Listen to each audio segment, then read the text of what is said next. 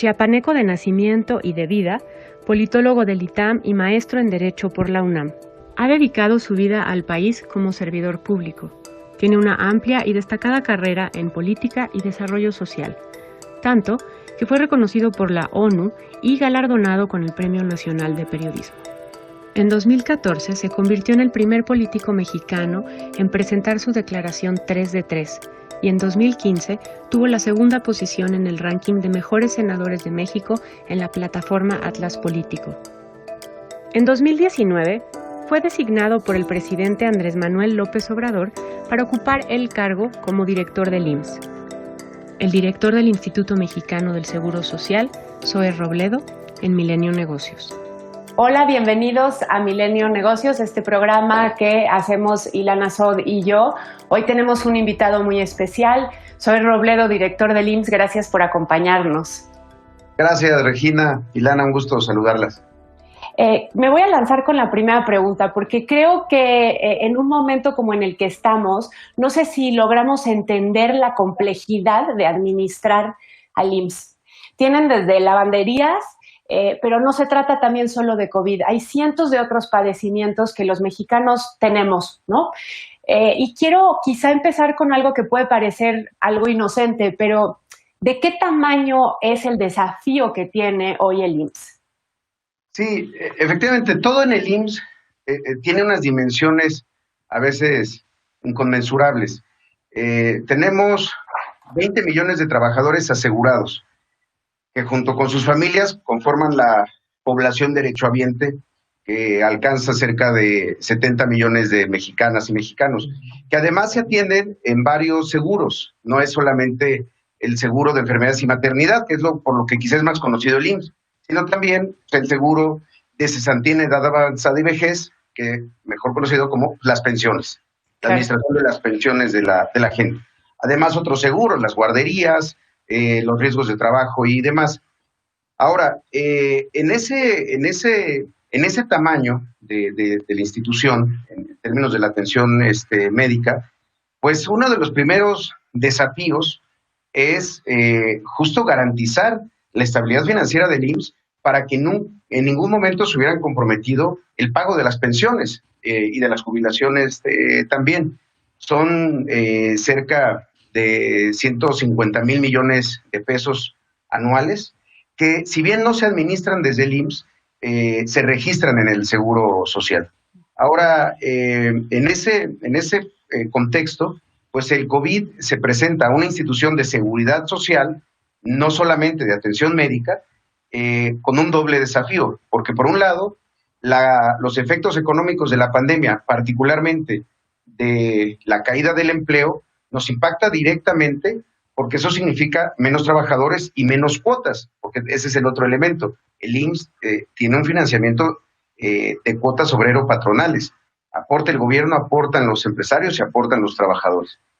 Y a ese impacto que tiene la caída, pues tenemos una presión de gasto gigantesca, pues para poder atender la pandemia, con recursos propios. Y con un elemento adicional del que de verdad que estamos orgullosos, porque era lo correcto, que fue en mayo abrir las puertas del Seguro Social para la atención de COVID a personas sin seguridad social, a no derechohabientes. Es algo que había ocurrido muy pocas veces en la historia de nuestro país. Yo aquí tengo una pregunta que es una especie de seguimiento a la pregunta de Regina, que es: hemos visto el cierre de empresas y desempleo, inicia la recuperación, pero ¿cómo cuida el IMSS a los empleados que tienen registrados y qué tan grande ha sido ese impacto? Sí, Lana, justo hay un fenómeno bien interesante. La caída del empleo que se empezó a presentar desde abril, particularmente mayo, que fueron los 2 meses más duros, no se asoció necesariamente a una disminución en los registros patronales. Esto es, nosotros esos 20 millones de trabajadores asegurados están asociados a cerca de 1 millón de empresas o de registros ante el Seguro Social. Nuestra gran preocupación era esa, que podíamos ver caída del empleo, pero que no viéramos un impacto en la caída de los registros, es decir, gente bajando la cortina. Efectivamente, siempre hay una dificultad en medir la parte informal, es justo, yo te he planteado, la informalidad la inventó el IMSS. Es decir, la informalidad existe toda vez que existe el registro de los trabajadores y de las empresas ante el Seguro Social. Entonces, todo lo que no está registrado en el IMSS se considera informal, ¿no? Es un poco ese problema estructural que tenemos en el país. Entonces, ¿cómo cuidamos a los trabajadores? Hay dos medidas fundamentales. Una, desde luego, la que tiene que ver con la pandemia. Y ahí, aportaciones que hizo el seguro en el momento inicial, en donde la clave de la estrategia era romper cadenas de contagio, evitar que la gente estuviera en la calle. ¿Qué hicimos ahí? Dos cosas fundamentales. Hicimos varias, pero destaco dos. Si tenías, y tienes, porque todavía sigue vigente, síntomas de COVID, con un cuestionario dábamos por hecho que esa persona podía tener COVID, entonces se quedaba en su casa. Cuando un trabajador está enfermo, su salario durante esos días de incapacidad es del 60%. Eso era la garantía que teníamos de que una persona no iba a buscar una incapacidad sin estar enferma, sino que era para evitar que salieran de casa. El otro elemento, que eso es para trabajadores, también para los beneficiarios, para los derechohabientes, era llevarles las medicinas a su casa. El otro elemento pues, era la reconversión, es decir, crecer para atender esta enfermedad en los hospitales y que quien necesitara una cama, quien necesitara un ventilador, lo pudiera tener. Digamos, esa es la parte de la dimensión de la protección en términos de salud. Ahora, en términos económicos, la protección hacia los trabajadores se dio principalmente con el programa de créditos solidarios a la palabra, que no son recursos del Seguro Social, pero fueron administrados desde el Seguro Social. ¿De qué manera? Identificamos qué empresas habían mantenido su nómina en enero, febrero y marzo, no habían dado de baja a nadie, para identificar un universo de cerca de 700,000 empresas de todos los tamaños.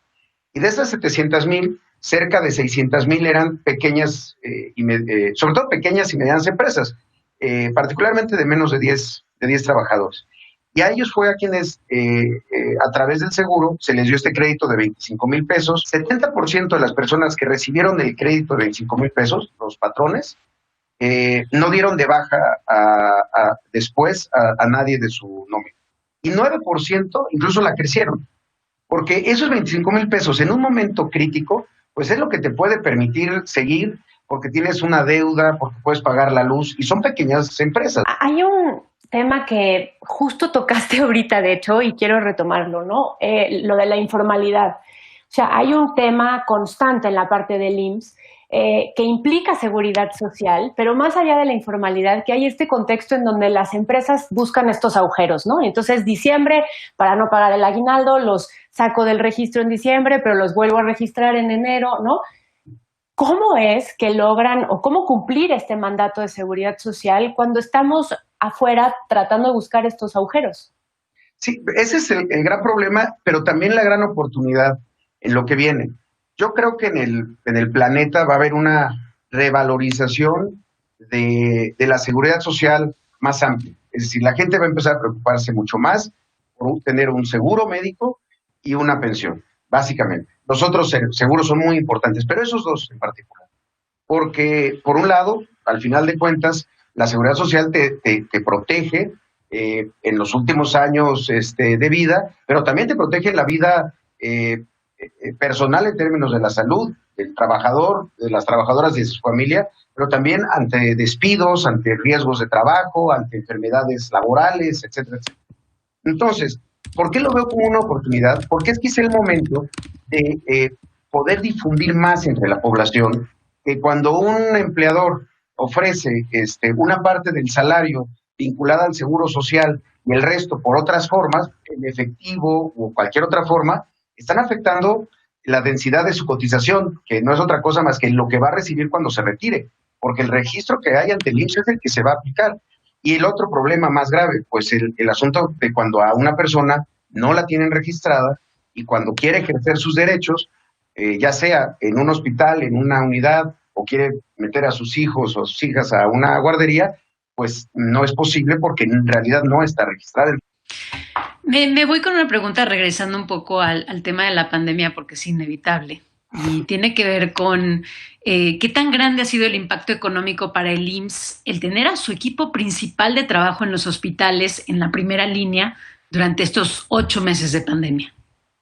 Sí, bueno, ha habido esos dos efectos, efectivamente. Por un lado, el impacto en las finanzas del instituto, en sus ingresos, que yo creo que vamos a cerrar el año como con una pérdida como de 12,000 millones de pesos por la vía de los ingresos. Se ha compensado un poco con el salario mínimo porque eso incrementó mucho la cotización, pero de cualquier manera vamos a tener esa caída. Y por el otro lado, el gasto, que vamos a cerrar el año seguramente como con 16,000 millones de pesos adicionales de lo presupuestado para atender solamente COVID. Lo hemos hecho con puras reasignaciones de nuestro propio presupuesto, porque también cosas que no se hicieron, pues dijimos, pues con eso vamos a cubrir lo de COVID, sin tener que tocar la reserva estratégica del IMSS, que es algo también muy, muy delicado. El bono que dimos al personal y que seguimos dando, un bono COVID que es un sobresueldo del 20% a todos los que están ahí en la primera línea de batalla. No es bueno compararse, pero hace poco que hubo un paro en España de personal sanitario, una de las demandas era que no había habido una compensación por esos meses de trabajo. Nosotros desde abril dijimos 20% al que está trabajando directamente en COVID, porque incurre también en gastos y está sosteniendo muchas veces a la familia. Y después, obviamente, equipos de protección personal, particularmente, luego equipo, ventiladores, monitores, rayos X, portátiles, en fin, que es lo que nos va a impactar como en cerca de 16,000 millones de pesos. Pero es lo que nos ha permitido atender a 250,000 de personas en el Seguro Social, derechohabientes y no derechohabientes también. Entonces, pues creemos que es lo que hizo posible hacer una reconversión tan profunda, porque como decía Regina hace un momento, el COVID ahorita domina en términos de las enfermedades, pero hay muchos otros padecimientos, cerca de 700 que van a hospital, no todos los padecimientos terminan en un hospital, pero cerca de 700, desde trauma, cirugías endoscópicas, en fin, un número gigantesco, y también donde afortunadamente la iniciativa privada ha tenido una enorme disponibilidad de convertirse en aliados. O sea, para que nosotros pudiéramos atender mucho COVID, pues teníamos que dejar de atender partos, cesáreas, cirugías de urgencias quirúrgicas no graves, apéndices y demás. ¿Qué es lo que hicimos? Decirles, ustedes atiendan esto mientras nosotros nos dedicamos a la enfermedad. Muchas gracias, soy Robledo, director del IMSS. Con esto terminamos esta primera parte de la entrevista, pero nos vemos la próxima semana con la segunda parte porque hay mucho todavía que platicar.